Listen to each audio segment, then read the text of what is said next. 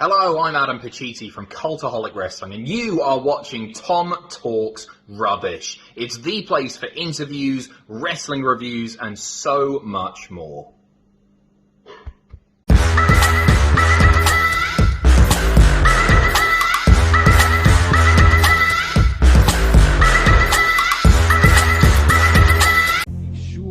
You subscribe to Tom Talks Rubbish. I highly recommend you subscribe here first. My carers would say. What's going on, guys? It's your boy, Tom Talks Rubbish, in a bit of a different position and a bit of a different location because of technical difficulties.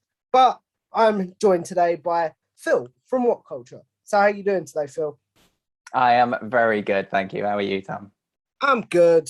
I apologise because just to peel the curtain back, guys, I've had to reschedule on this poor man. Is it 3 times? Something like that. It's all good. We're busy. We've got things happen. Yeah, sadly, it's the world we live in right now, isn't it? It is.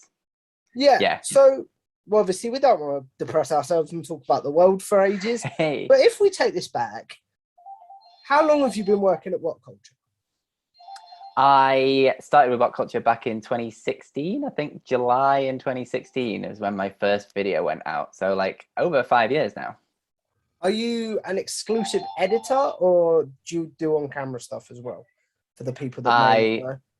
I do a little bit of everything with Whatculture, to be honest. Mainly behind the scenes kind of stuff, but I've done on-camera stuff, the live streams, stuff like that.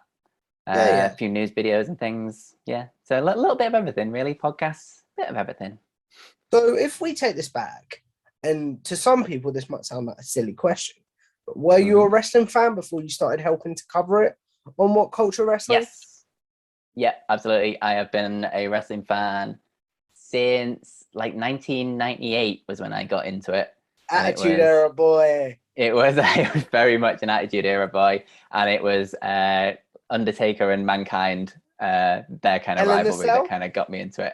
Yeah, it was around about that time. It was a little bit just before that I started watching.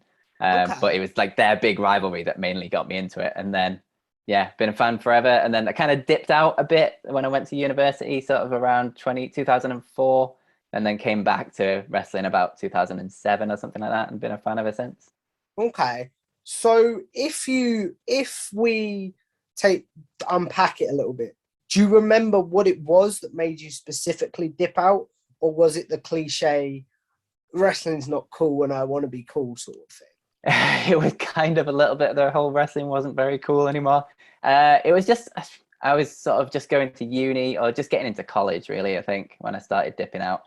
And I'd like moved house and away from my friends that I used to watch it with in high school. So I didn't really know anyone that watched it. And so I kind of just fell out from there. And yeah, just like nothing was sort of grabbing me at that time, sort of the end of 2003. As someone that didn't have a lot of friends to watch wrestling with, but the world that we live in now, you can be friends with someone online and never met them. Do you think less people will drop off of wrestling because you have wrestling friends that can be all over the world, maybe? Possibly, yeah, actually. It's a good point, because like I definitely, a big part of mine was that like I didn't have any close friends or anything at that time that were watching wrestling. So there's no one like to talk to about it. And now with the internet, you can talk to people across the other side of the world. Like you can connect with people so easily and talk about these things that like you've always got like a constant conversation, whether it's good, whether it's bad, like you're always talking about it and you've always got someone there. So I think like everyone I know from sort of the era that watched it have always had like a bit of a dropout period in their lives where they've kind of stopped watching wrestling. I think there's only one person I personally know that hasn't had that dropout period. And yeah, I think a lot of that might have been just because like there wasn't as much prevalence of the internet and stuff like that. And now, yeah, I could definitely see that not happening anymore. Yeah, fair enough. Do you remember what it was in, you said 2014, right? I got back into it in like 2008, I think, something around there. Oh, sorry, I must have misheard you. Yeah. Do you remember what it was that brought you back in? CM Punk, I think. It was when he started getting popular. Ah. So he was kind of interesting. Punk, this would have been, wouldn't it? Yeah. So he was doing interesting stuff at the time. And so yeah, it was probably him. And also I had a random conversation with a friend that I'd been friends with for years at university, but would never like spoke about wrestling or anything because both of us had dropped off. And then we started talking about it, and both of us like used to watch wrestling, so we spoke about that. And then it was coming up to the Royal Rumble, and because the Royal Rumble is best event of the year, absolute favorite show of the year. So we were like, well, let's watch the Royal Rumble and see what happens. And so we watched the Royal Rumble, and then we kind of got into it a little bit and started watching from there. So again, it is having that sort of friendship connection that helped bring me back in, and having someone like Punk that you could latch onto is like, oh, this is my guy. Fair enough. So I guess the natural transition point to ask is, have you followed CM Punk to AEW?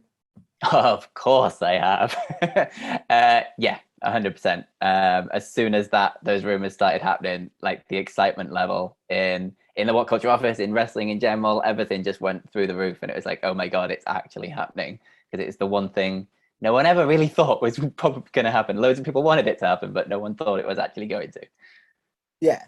So were you watching AEW before that, or were you one of the fans that they brought in by bringing CM Punk in? No, I've been AEW guy from the very beginning. The excitement level from when I was at All In, and we covered it for Whatculture. So the All In show for Whatculture, I got to go to that, which was absolutely amazing. And then just like the excitement level in the crowd from that then stemmed over to AEW itself. Like I couldn't not watch that. As soon as the excitement level around wrestling goes up, my interest in it goes up, because those fan reactions are like, they're the best bit. Yeah.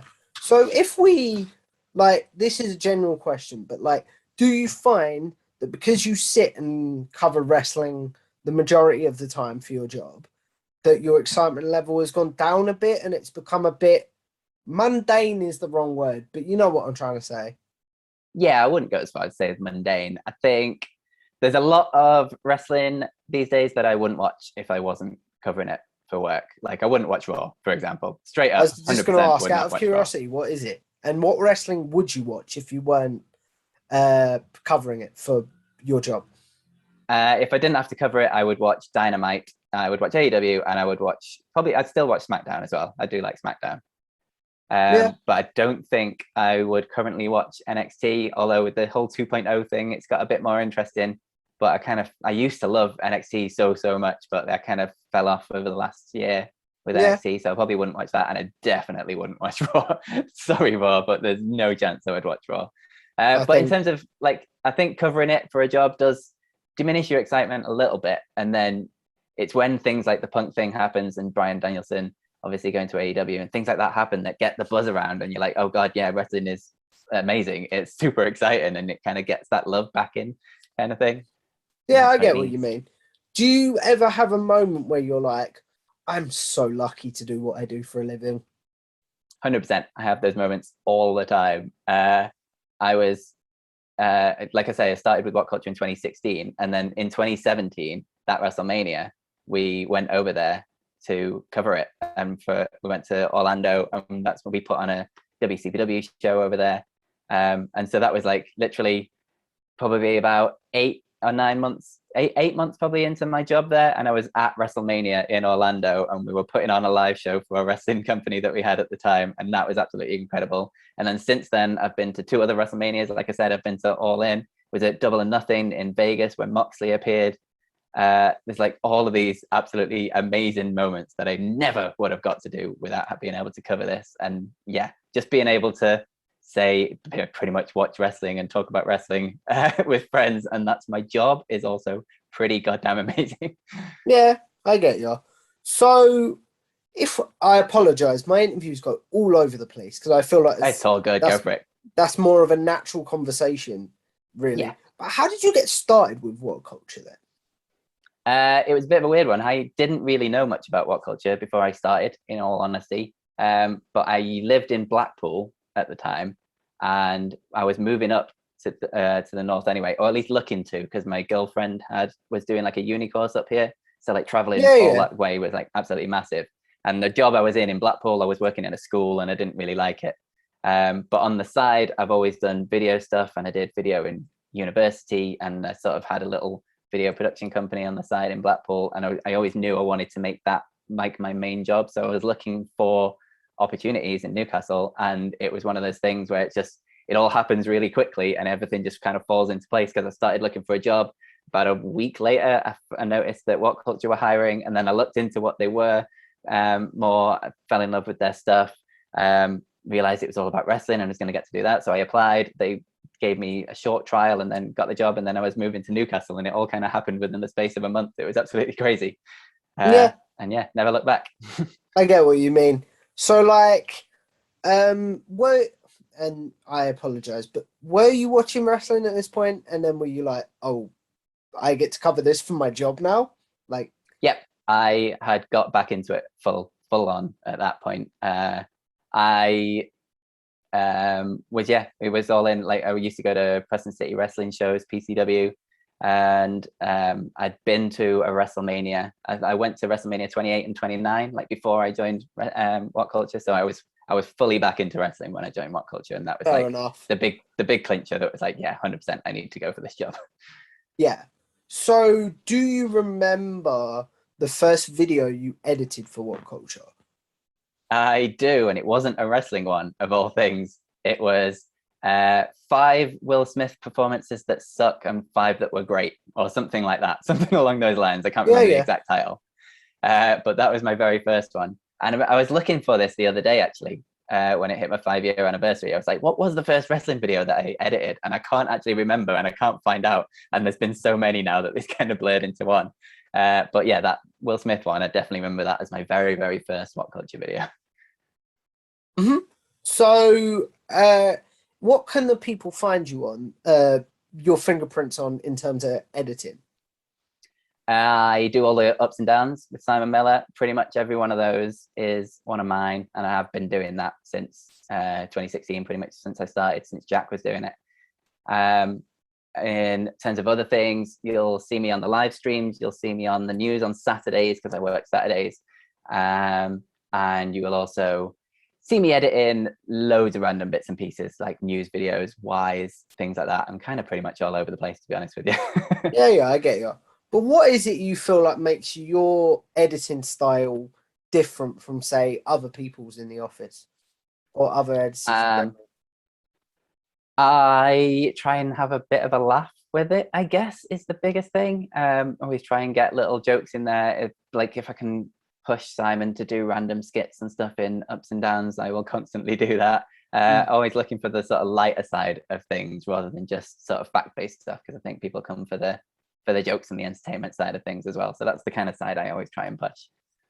Oh, that's cool. So like, would you consider yourself a not fun? I can't think of the word, and this comes out disrespectful. I do apologize, but like, funny and jokey person in real life? Not hugely. I'll have a laugh with friends and things like that, but I wouldn't like put myself on camera as like a funny comedic kind of guy. But I will be able to find jokes in other things and work with other people to find jokes and things like that. Like I used to do the Insane Things in Wrestling show with Jules ages ago, and that was all like as many skits as we could possibly get fit into the episode and stuff. I had an absolute ball doing that. So that was really good fun. So like, if I'm working with someone, I can find a way to help their ideas come across more visually and engaging and things like that. Yeah. So what is it that, because you said that wrestling becoming your job has taken away some of the enjoyment, whatever word you want to use, in wrestling. What is it that keeps you motivated to stay in wrestling and not say, oh, can I move over to the gaming side or the movie side? Just because I love it. And you've got to keep reminding yourself, like, that sort of first few months or something when you first start doing it and you're like, oh my God, this is my job, this is crazy. And those moments where you get to go to WrestleMania and things and like do content over there and like meet all the viewers and the fans and stuff, it's absolutely like insane. I love that kind of thing. And so like, you just gotta give yourself a kick every now and then and realize some people actually have to do proper jobs with their lives, and I get to mess about making wrestling videos with my mates all day long. And yeah, that's it. That's the absolute best it can be. Mm-hmm. What is one wrestling moment that you're like, oh, I wish I got to cover that for the channel? Or what is one that you're like, oh, I wish I could watch this as a fan or something? I the CM Punk debut on Rampage, I will go to every time. I wish I was in that crowd so much. Like the reaction and that pop that just went on and on and on, and it was just absolutely incredible. Like that moment, I think would have been absolutely incredible. But as like a personal thing, if I could have been there when Mankind won the title on Raw back in '99, that's it. That would be my life complete right there.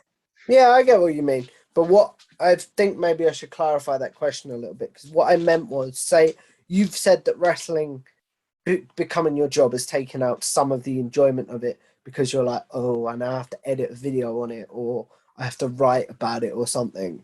Like, what is one moment that you're like, I wish I wasn't covering wrestling and I could just experience it as a fan? Oh, I see.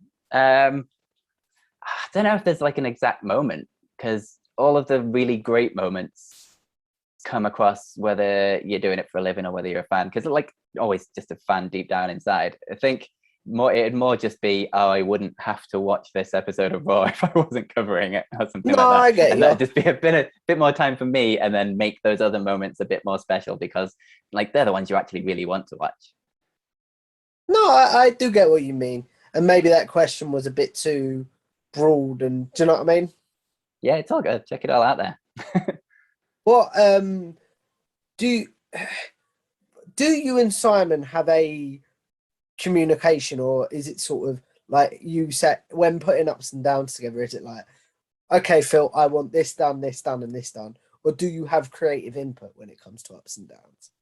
I do have creative input because Simon's always open to ideas. He's just the nicest guy in the world. I can't say enough good things about Simon Miller. But he is a crazy workhorse, and he just kind of goes at his own pace and just gets on with it.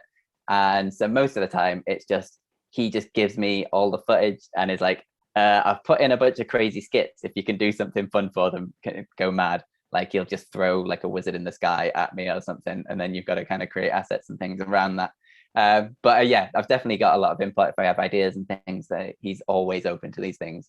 But yeah, like I say, he's a madman when it comes to working, and it's just nonstop with him. So he just pelts you with all the things, and then you just got to make it work. And that's, I kind of like that way of working. Because Simon is such a workaholic. Somewhere his ears are burning right now. I'll say that. Yeah.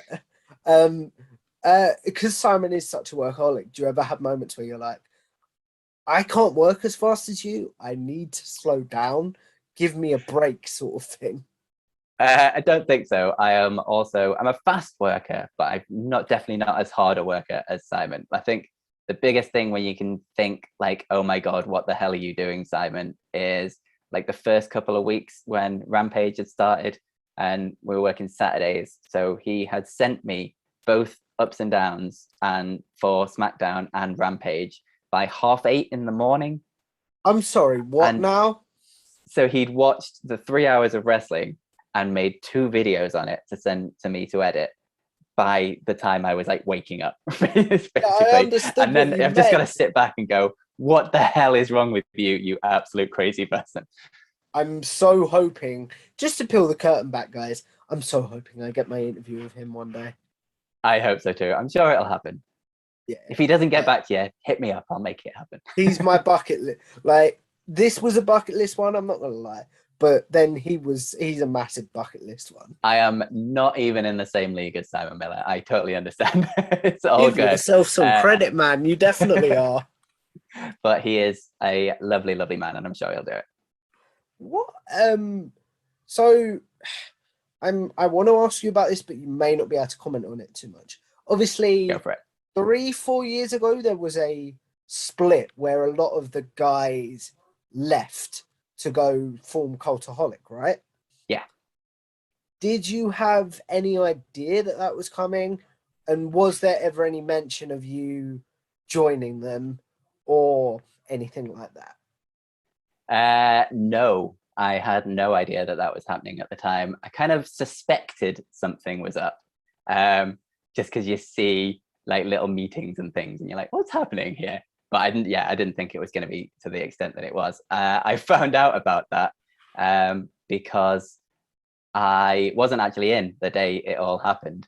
The night before, I had crashed my bike, and I had like a big cut in my face and like a massive swollen eye. no. So like, so I stayed at home, and then all of a sudden in the morning, I got loads and loads of messages from guys in the office going, "Oh my God, you wouldn't believe what's happening." And it was all of the thing about the Cultaholic guys leaving. So I wasn't actually in the office when it all happened. But yeah, it was a weird time. I wish them all the best though, obviously. Like they've absolutely smashed it since they've gone. They're great. They're great guys. Just to peel the curtain back, 90% Yeah. of the presenters I've had on my channel, such great guys. Like, yeah, I watched you on with Pachiti and stuff. Pachiti's a great guy. Did you? Love him. Yeah. I checked you out before this. Don't you worry. If I blush, I'm blushing, man. Like, I'm still at the point where, and I don't know if you still find this, where I'm like, wait, other people watch my stuff? Oh, all the time. Like when you messaged me about this, it's like, why does he want to interview me? It's just so weird. I was but like, yeah, all the time. Especially when like you go to like a WrestleMania or like a big wrestling event, and then because everyone descends, and then it's like, oh, this is weird. Like this is a level of people knowing I exist that I never thought I'd have. And then you wander around somewhere with Simon Miller, and it's like, what is this crazy world? And everyone's coming up to him. It's so bizarre. And then it's like the biggest one is crowd signs. Whenever you see someone with a crowd sign at a wrestling event with something like I made or like something that I've done, is just crazy to me. Simon says it all the time, but like whenever there's a sign that says "Give me an up," he's like, "Of course I'm going to give you an up." Do you have you ever had that moment where you've been watching a thing and like, only because it's the first one that pops into my head, but a Wizard in the Sky sign has popped up? Yeah, I've seen a Wizard in the Sky. I've seen loads of Simon Gives Me Up. I think their best one for a Simon Miller thing was someone had a sign a couple of weeks ago, I think it was, that said, "This makes me feel warm and fuzzy in my tum-tum," which was hilarious. That needs to be a shirt, FYI. Yeah. But there's been a couple of Phil signs before. And back, I used to do stuff with King Ross in the WWF Moments. I don't know if you remember. Like, I was Hobo Joe back in the day. Yeah. I didn't know that. I was the one he put through the table after the charity live stream, if you remember that. Wasn't Ross on vacation? He went to the Euros or something, didn't he? Yeah, he went on holiday for a week or two. And so like there was a big storyline with Hobo Joe taking over the show, and then he came back and Primate from WCPW beat the hell out of me and he took the show back. Yeah.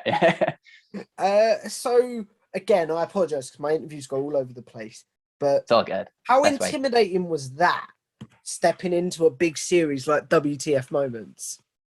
That was weird because I'd never done anything like that before. I'd never done any on-camera stuff. That was the first time. And it stemmed because I just told him about this Hobo Joe thing that I had from back when because I trained to be a wrestler like years and years and years ago, like back in 2009, not for very long.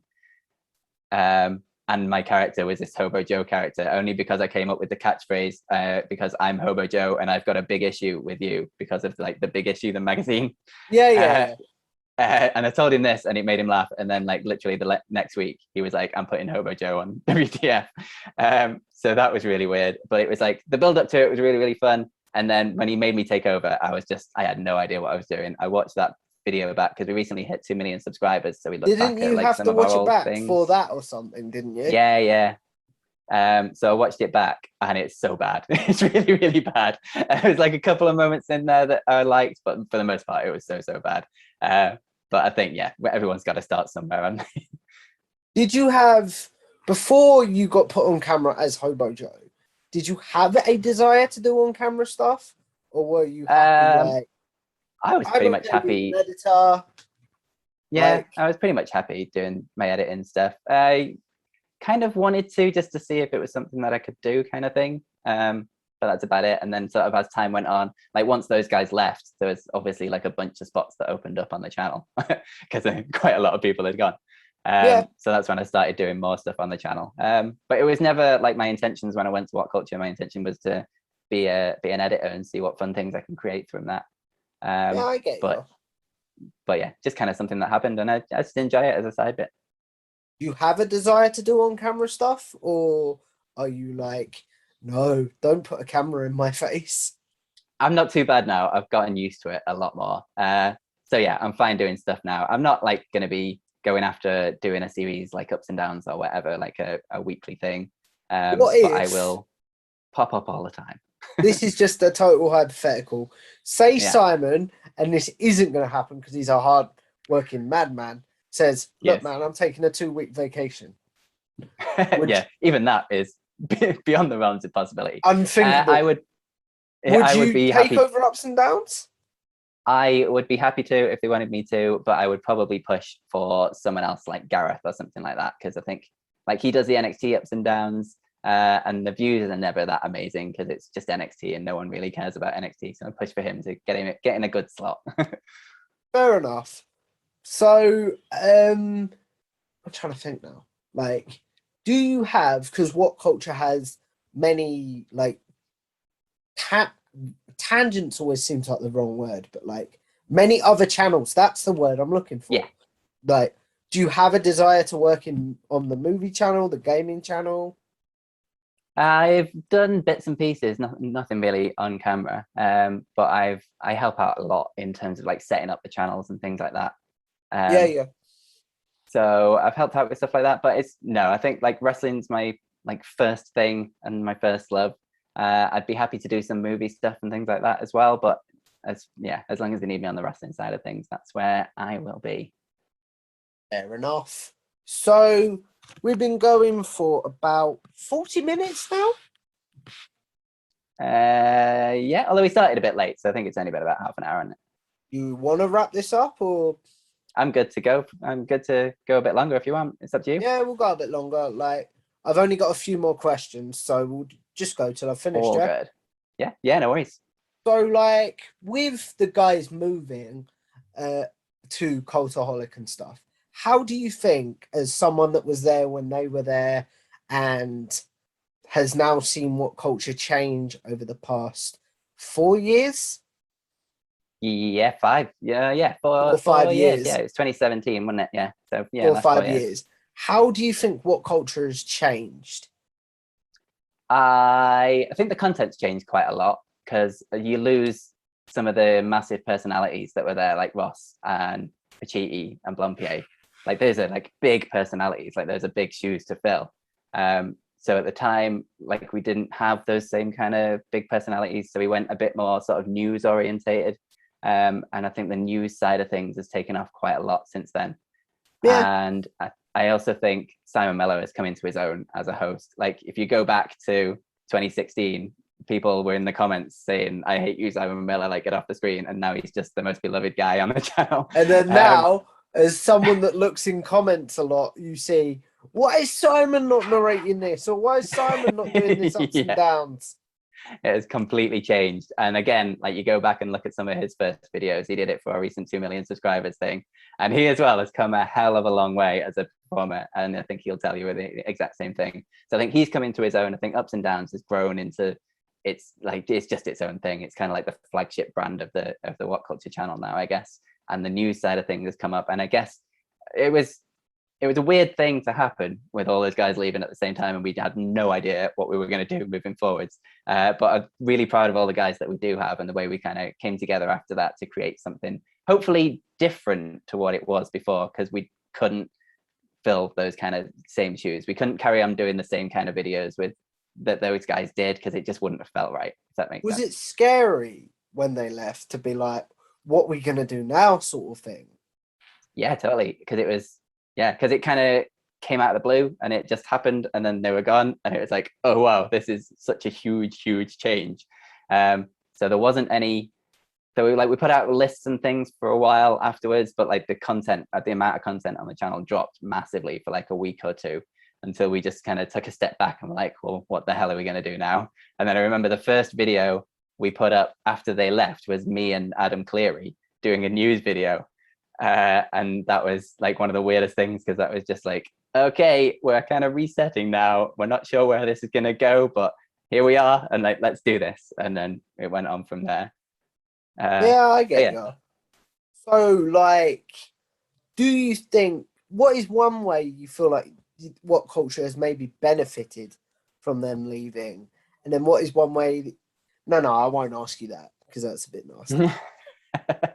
I think we sort of diversified the content a little bit, and I think just the like having that many people leave in one go kind of forces everyone that's left to kind of come together. And I think because of that, like our friendship has like formed quite strong because we've kind of gone through that, and then we'd all come together. And I guess just bringing everyone together like that from something like that that's happened, and the way that we've all come together and like all work towards a common goal of like helping the channel out and getting it back up to something good again.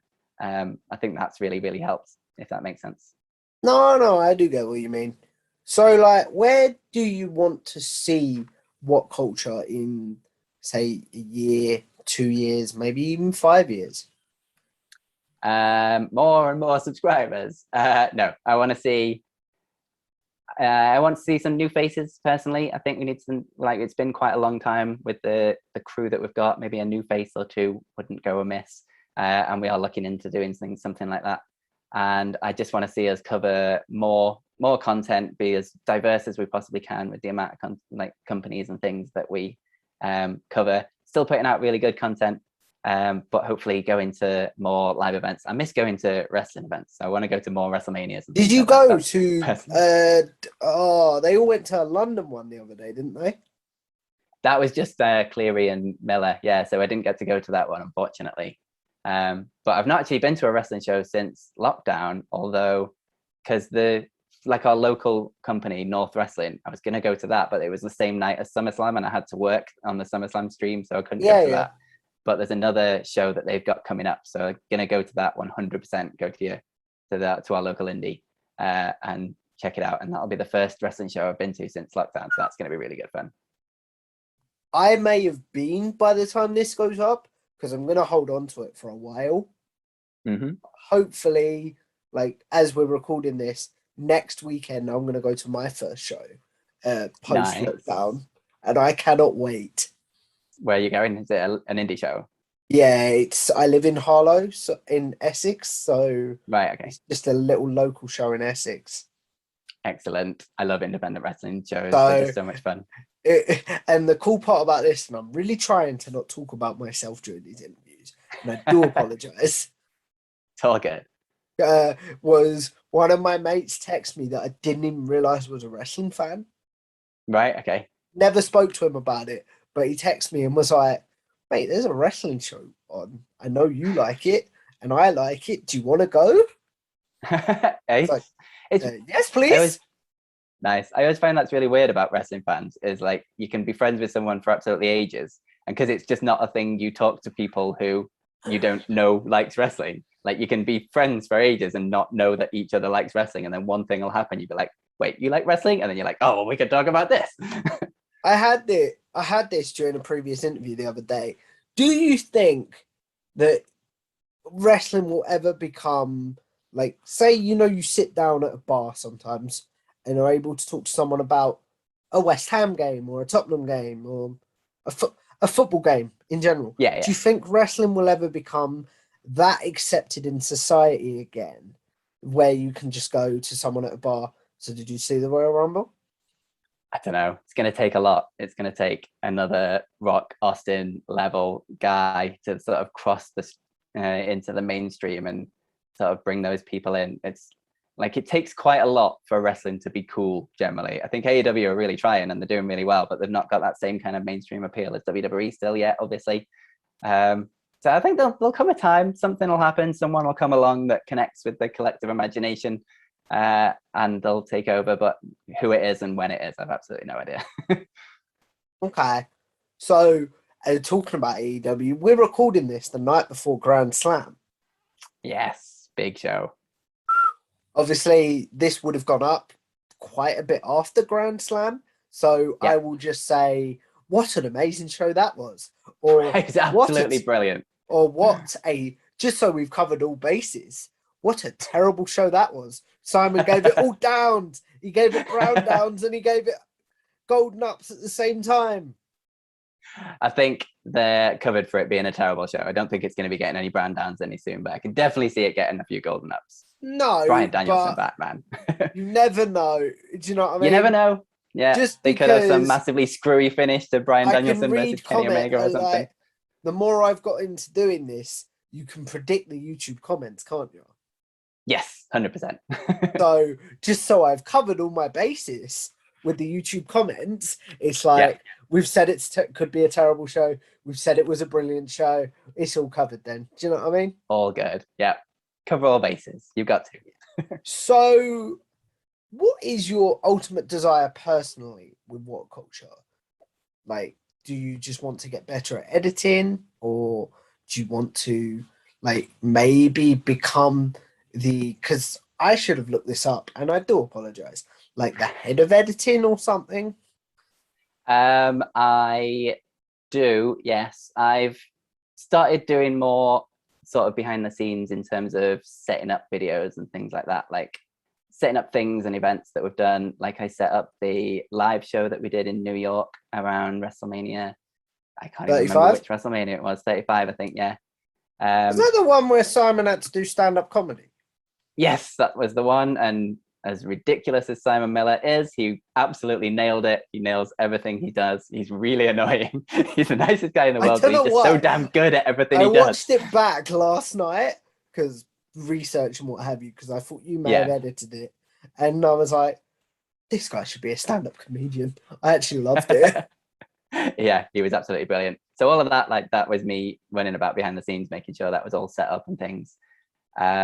And like, yeah, just more things like that, events, trying to, like I was the one who pitched going to WrestleManias and things like that. So I want to try and create some cool stuff for the channel that is also still profitable for Whatculture, obviously, because it won't happen if it's not, because it's still a business at the end of the day. Yeah. But yeah, that's the kind of side I want to get into, sort of managing what the channel's direction is and that kind of thing. And that's what I've been doing more of recently.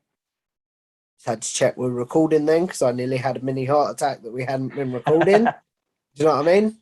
Yeah, I always get that. Always.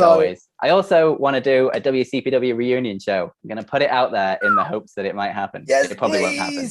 Because but I really want it to happen. If it happens, I will so come down to Newcastle for that. Yeah, because after Sam used to direct all those shows, and then when those guys left, I took over doing the direction for those shows. So like all of the changeover to Defiant and stuff, that was all me. And I used to do ringside camera for the WCPW shows and things, and the stuff we did back there was absolutely incredible. And I want that reunion show to happen. So with a few things to unpack there, that has given me a couple more talking points. So we may go a bit longer than an hour. I do apologize. It's all right. Go for it, man. With pitching to go to WrestleMania, who are you pitching it to? How are you pitching it? How are you not making it just seem like you want to go for your own enjoyment? Which obviously you do. Do you know what I mean? Yeah, of course. I'm sort of lucky with that in that we've done a couple before now. So long as I can keep it cost effective, the flights aren't too ridiculously expensive. We've been to a few of these events now, so we've got like a basis of what works, what doesn't work, what content we can get out there. I can tell you that these shows are manic. Like we go to WrestleMania for sort of 4 or 5 days or whatever and work so hard over those days, but the amount of contents and the stuff we get to do while we're over there is so worth it. So I've got all these other things that I can say, look, we did this at this time. This did so many views, this made so much money. Is this in like a PowerPoint presentation? No, it's just in conversations really most of the time. But so long as I can show them that something is going to be cost effective, it's going to make them money, and it's going to be really, really good content for the channel, they pretty much let us do all these things. And that's why, I mean, we did something with Conrad Thompson when he was doing his StarCast things. That's how we managed to get to Double or Nothing. Is this when he roasted Simon Miller?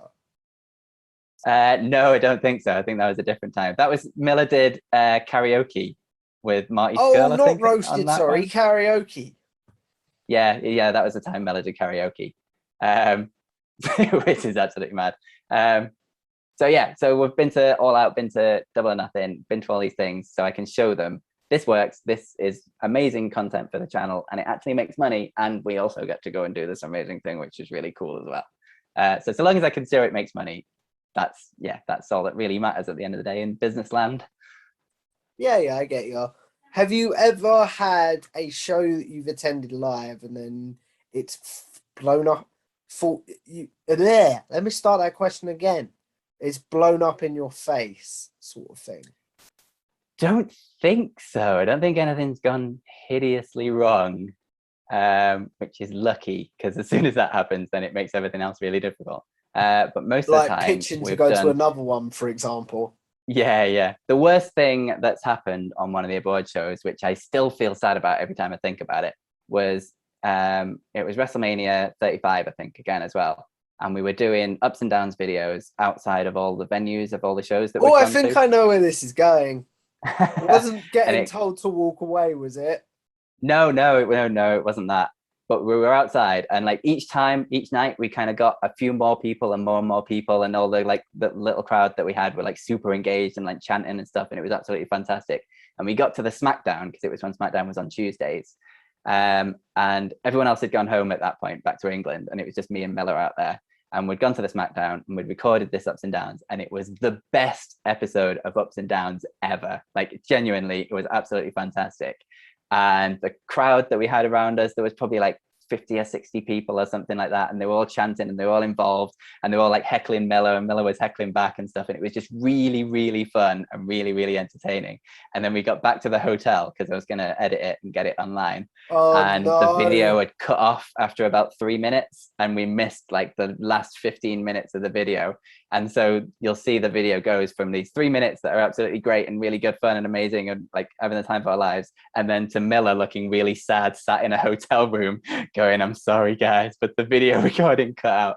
And I was like, oh my God, how did I not notice? And how did I not see that this had gone wrong? And I keep interrupting you. I do apologize. That is something I'm working on.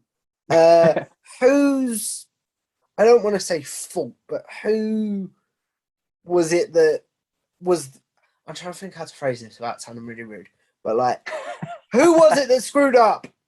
It's probably me. It was probably me. I had the camera. I said it. And if that comes across as rude, I do apologize. No, I know what you mean. But no, I think that was 100% my fault. It definitely wasn't Miller's fault, and it wasn't anyone else that was there, and I was the only other person. So I'm going to go with me, because I was the one behind the camera. I probably should have noticed. But it was just so sad. It was just such a good video. It's like me. I am listening for people in the comments, but just because I'm paranoid that our recording's just going to cut out, I am checking like every few minutes. You know yourself, Phil. Like, yes, 100%. You've got to check these things. I'm like, please don't cut out. I'm really enjoying this conversation. Yeah. And the last thing I want you to do is reschedule on you or be like, I'll have to do it again. Start again. Do the whole thing again. Yeah. So you said pitching to go to these shows. What is a moment that you were like, I'm so glad I was there live?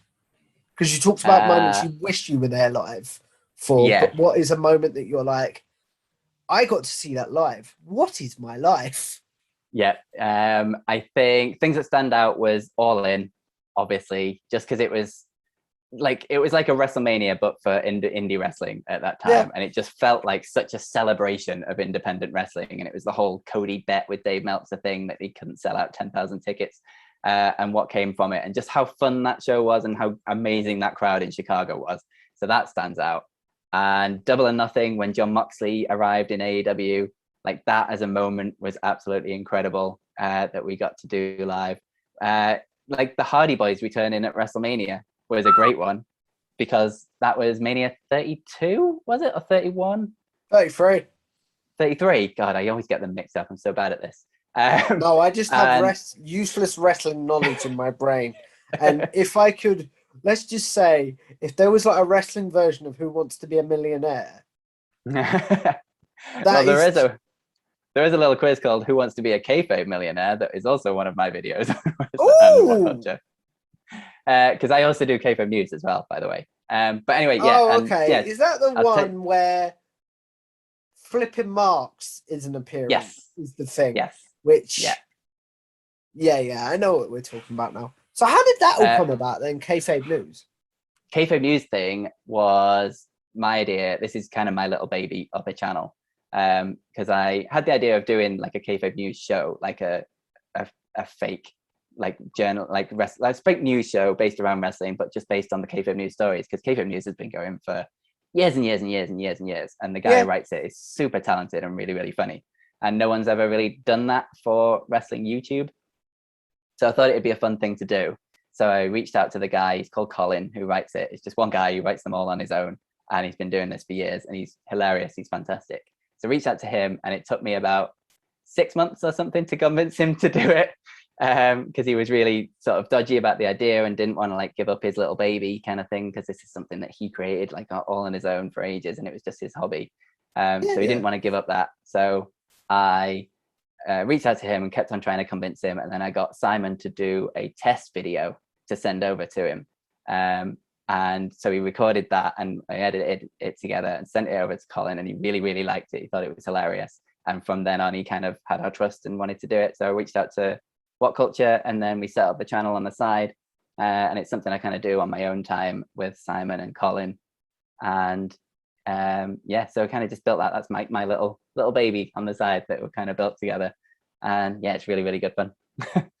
Favorite kayfabe news story that you've done so far? Favorite one, 100% actually. I just thought, didn't this pop into my head straight away? The one we did with Mick Foley was absolutely fantastic. How did that come about? Getting Mick to come on? Colin, the guy who runs Kayfabe News, kind of knows Mick Foley a little bit.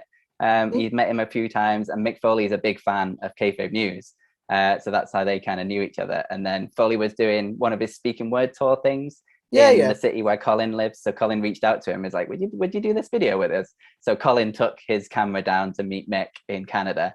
And they recorded the thing, and then I put it all together. But it was all about, if you haven't seen it, go watch it. It's great. I love it. It's Mick Foley admitting that the fall from the Hell in a Cell was completely fake. I've seen it. And talking about the CGI and stuff that went into it. And it's just so much fun. And Mick is just such a good sport with these things. And he just threw himself into it full force. How surreal was that, as a big Mankind fan or a big Mick Foley fan in general, to do something? Did you actually get to meet him? Or I've met him at a WrestleCon before, a WrestleMania before. How surreal was that? That was really cool. It's probably like meeting your heroes thing, but it's like I met him, which is like meeting your hero. This is amazing. And then I worked with him and did a video with him with the Kayfabe News thing. I was like, this is also amazing. And then after that as well, I, again, through Colin at Kayfabe News, Foley did like a couple of face masks, like a Mr. Socko face mask when the pandemic hit. And all of the money made from it went to the Cauliflower Alley Club, which supports ex-wrestlers with their medical bills and things like that. And I designed the Mr. Socko design that went on his face mask. So I've gone from like meeting him to working with him on a video to like designing some of his merch. And it's just like, this is a crazy world. Is it another moment where you have to be like, I love my job. I'm so lucky 100%. to be where I am. Yeah. That like making merch for Mick Foley was just like, this is very, how very did cool. I get here sort of thing? Yeah, 100% taste. Fair enough. To be honest, man, because we've been going about an hour, I think that's a beautiful way to end it. So I will just do my wrap-up questions if you don't mind. Yeah, go for it. These are the most generic questions ever, but I feel like I have to ask them for my own personal, like, not gain, but like personal knowledge. Yeah, that's good. If these are things that you're interested in finding out, then surely someone else is interested in finding out. Yeah. That's the best way of doing it. So this is generic, but favorite wrestler of all time? Mick Foley, Mankind, 100%. Favorite wrestler currently? Daniel Bryan. Bryan Danielson now. Need to get that into my head. Keep saying Daniel Bryan. I recorded a video for a YouTube channel that I work with called Last Fan Standing. Yeah. And the comments I got in the review was basically, he's not Daniel Bryan anymore. Stop calling him Daniel Bryan. I was like, mate, I called him Daniel Bryan for 7 years. I know, it's a hard thing to break. I try and just call him Brian most of the time because that covers both bases. Yeah. So, and then favorite match of all time, and then favorite match, like, depending on when you say it, I'll ask the next part of that question. Favorite match of all time was Mankind, Cactus Jack even versus Triple H at the Royal Rumble 2000, the street fight. Unpopular opinion. I think the Hell in a Cell one's better. Ooh, no, come on. No, that street fight was I don't know. It was like the first match where I was just like, this is absolutely I said incredible. It was an unpopular opinion. Yeah.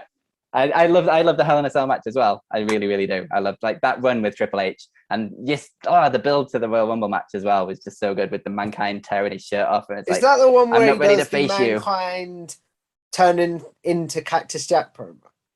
Yeah, he's like, I'm not ready to face you at the Royal Rumble, but I know a guy who is, and he Yeah, his yeah. shirt, and he's like, his name is Cactus Jack. He's gonna kick your teeth all over the city of Chicago. It's fantastic. Love it. I'm That's my not an favorite Attitude promo Era of all kid, time as well. but whoo, I love that. Do you know what I mean? Yeah, me too. And Triple H's reaction to it as well, the way he sold it was just absolutely perfect. And if he could have just laughed at him. It's just a dude taking a shirt off at the end of the day, but he sold it so well.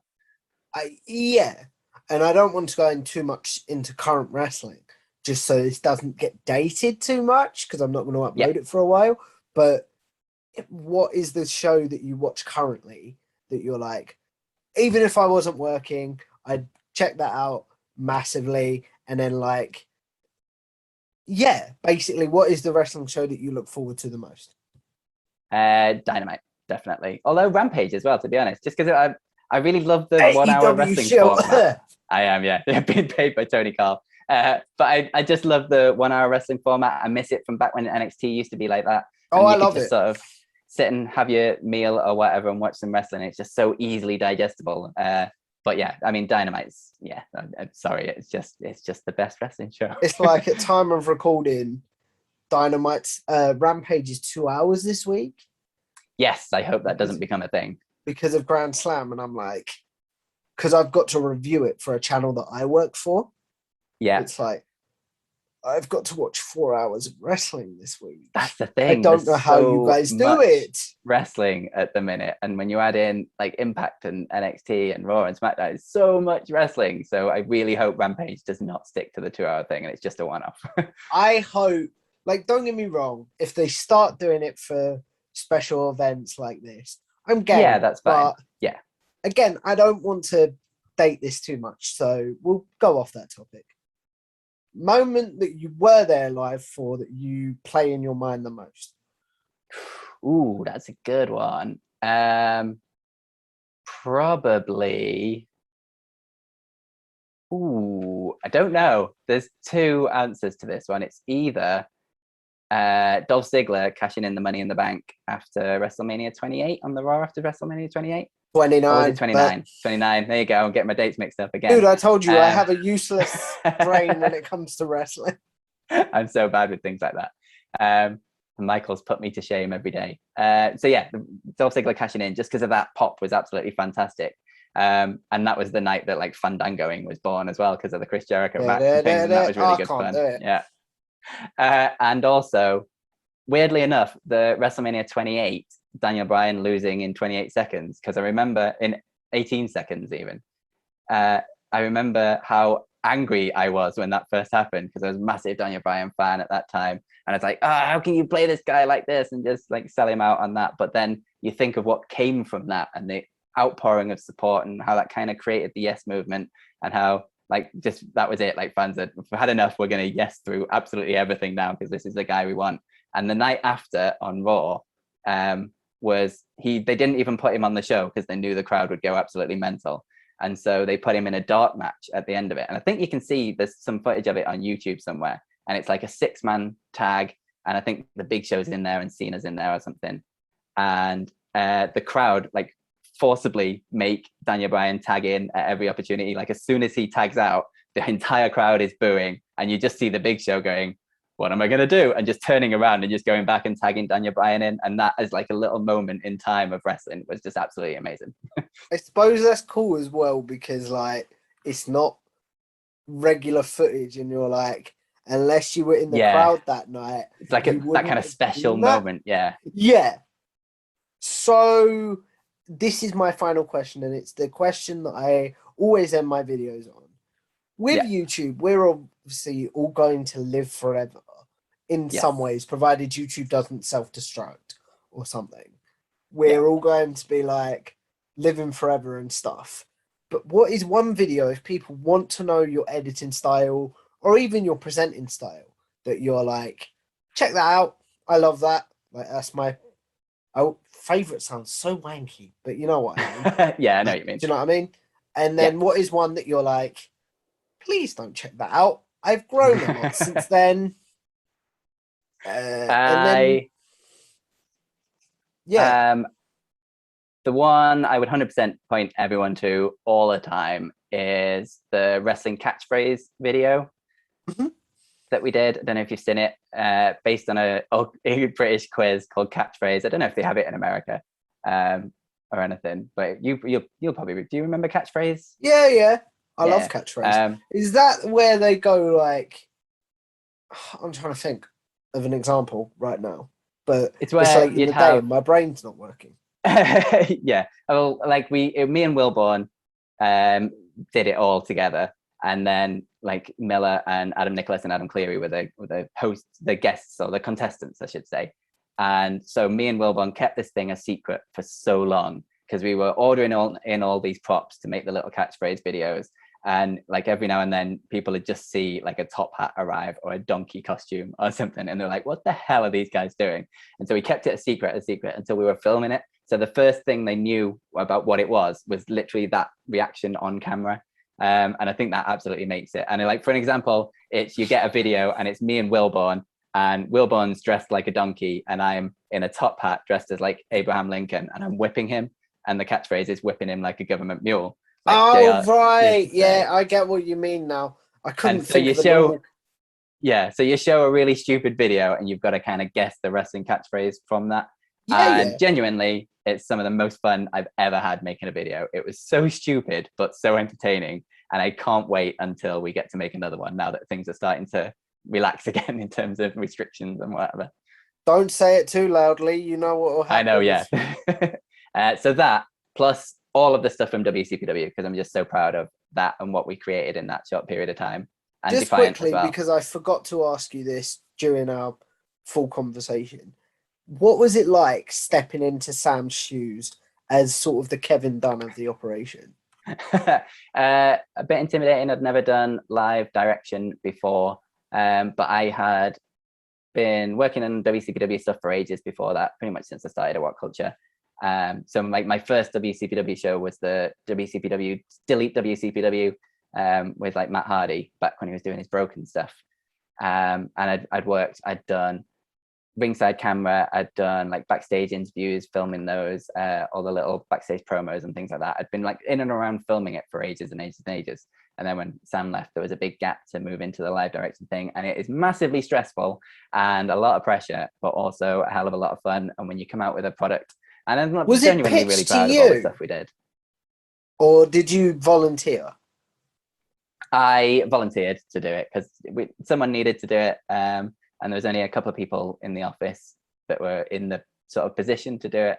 And so, yeah, I pitched to do it because, yeah, it was really, really good. And yeah, really rewarding. And I miss WCPW so much. As I say, get the tweet trending WCPW reunion show. Yes, 100%. I've already pitched it to my boss. He wasn't hugely keen because they are very expensive and massively stressful to run. But we'll get him one day. 100%. I'm going to keep trying this. If you ever see Simon a WCPW as the main reunion, event? Oh yeah, I'll be in there like a flash. Although I really want to book Simon Miller versus Tamatonga on there, just for all time's sake. Or Simon Miller versus Sammy Callahan. We need to get that eventually. Either one. Oh, that Whatculture death match was going to be a thing. It was so close to being a thing. I was going to get involved in that, but then that never happened. You? Yeah, because I was going to be there filming. Can you peel back the curtain and tell us your involvement at all? There wasn't a huge plan over what it was going to be. Or do you not want to spoil it in case it happens? I'm sure. I hope it'll happen one day, so I won't go too much into it. Actually, yeah. Just know it'll be a hell of a lot of fun. What an inconsiderate person that just drove past my house on a motorbike. It's all good. I hope that's not picked up on the recording, guys. But as we wrap this up, to follow on from my sort of last question, just remind us of the video you want deleted, and then what's the video that you recommend? So wrestling catchphrase, go find that. Genuinely some of the most fun I've ever had making a video. And also just another one that's popped into my head, the channel trailer that we made after the Cultaholic guys left, that was ripping off the old school Attitude Era Super Bowl advert. I made that as well. Yeah. And I'd been pitching for a while to make that, so I was quite pleased that happened. Want to delete, I was gonna say the first time I took over WTF, but I kind of also want to keep that there just for how bad it is and reminding myself how far things Okay, have come. delete. I need to rephrase delete because a lot of people have said they don't want to delete it. But like one that you're like, please don't go watch that. I've grown a lot since then. I would say that first. All of the skits leading up to this stuff, go and watch those. Those are fine. But the actual one where I took over is not a very good show at all. Is it like a young rabbit in the headlights sort of thing? Yeah, exactly. It was me trying to be King Ross, but doing it really badly because only King Ross can be King Ross. So. Yeah. To be honest, guys, I think that's a beautiful way to end it. So I want to say Excellent. thank you to Phil for coming on. Obviously, if you like this video, please like, share, and subscribe. I'm on the road to 500 subscribers by the end of the year, and I really hope to get it. Obviously, subscribe to the Whatculture Subscribe to the channel. Subscribe to the Whatculture guys if you haven't already. They do great work over there when it comes to wrestling and a lot of other content. And I will subscribe see to you in the Kayfabe next News one. too. Subscribe to and Kayfabe News. Sorry, I forgot that one. And I will see you in the next video. Bye bye.